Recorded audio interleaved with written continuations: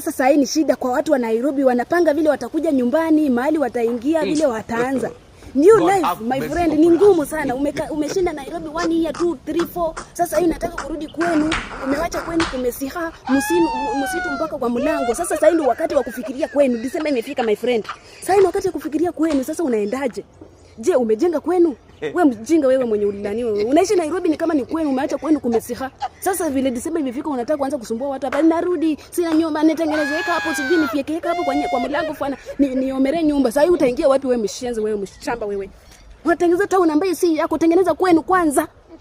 Haone vile kananiangalia hachau yake ni hadiparaka hadifuzo kwa halilaniwa. Tengeneza kwako. Wacha kutengeneza kwa wenyewe. Hiyo ni town, utatoka huko si kwako, utazikwa huko. Mchawi mwizi wewe. Peleka watoto nyumbani wajue mashindano watu kwao. Kaangalie akajinga. Sasa hii tunataka kuona utaingia wapi?